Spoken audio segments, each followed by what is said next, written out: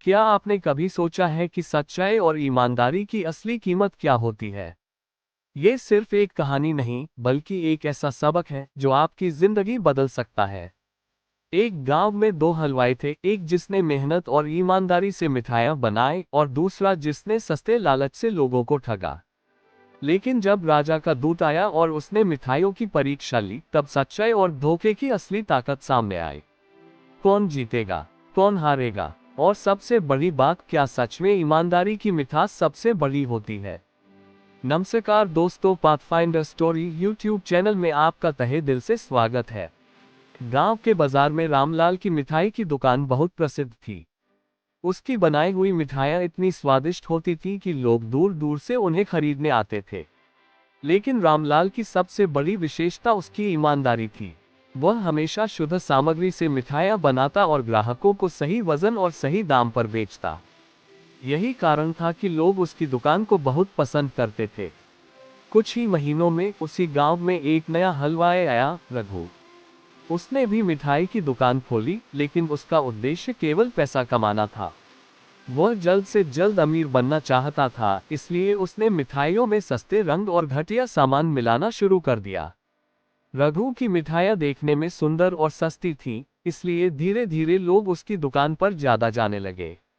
लोग कीमत कम होने के कारण रघु से मिठाइयां खरीदने लगे और रामलाल की बिक्री घटने लगी। ये देखकर रामलाल का बेटा चिंतित हो गया। रामलाल का बेटा किशन रोज देखता कि उनके ग्राहक कम होते जा रहे हैं, जबकि रघु की दुकान पर भीड़ बढ़ रही है। एक दिन उसने अपने पिता से कहा, पिताजी, हमें भी मिठाइयों में थोड़ा सस्ता सामान मिला लेना चाहिए, ताकि हमें भी ज्यादा मुनाफा हो।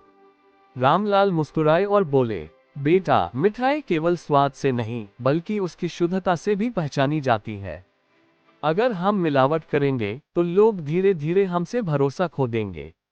ईमानदारी की मिठास सबसे ज्यादा होती है। भगवान भी उन्हीं की मदद करते हैं जो सच्चाई के रास्ते पर चलते हैं। किशन को ये बात समझ में नहीं आई, लेकिन उसने अपने पिता की बातों का विरोध नहीं किया। कुछ दिनों बाद गांव में एक अमीर सेठ आया। उसने पूरे बाजार का चक्कर लगाया और मिठाइयों की खुशबू से आकर्षित होकर रघु और रामलाल दोनों की दुकानों पर पहुंचा। उसने दोनों हलवाइयों से मिठाइयां खरीदी और कहा, जिसकी मिठाइयां सबसे स्वादिष्ट और शुद्ध होंगी, उसे मैं अपने महल में हलवाई बना लूंगा।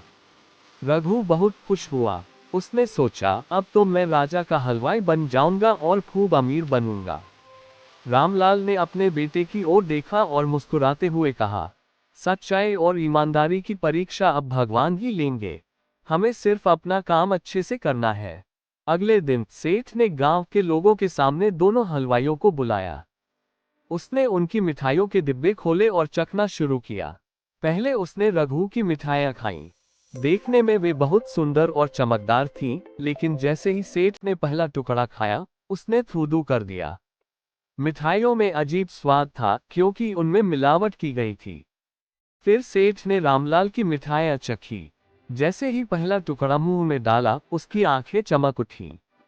वह बोला, वाह, ऐसा स्वाद तो मैंने जीवन में कभी नहीं चखा। सभी लोग आश्चर्य से देखने लगे। तभी सेठ ने अपनी असली पहचान बताई, वह राजा का विशेष दूत था।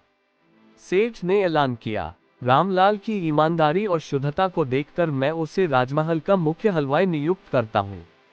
अब से यह राजा के महल में मिठाइयां बनाएगा और इसे सम्मानित किया जाएगा। रामलाल और उसका बेटा बहुत खुश हुए। दूसरी ओर रघु शर्म से सिर झुकाकर वहां से चला गया। उसने समझ लिया कि लालच और बेईमानी से सफलता नहीं मिलती।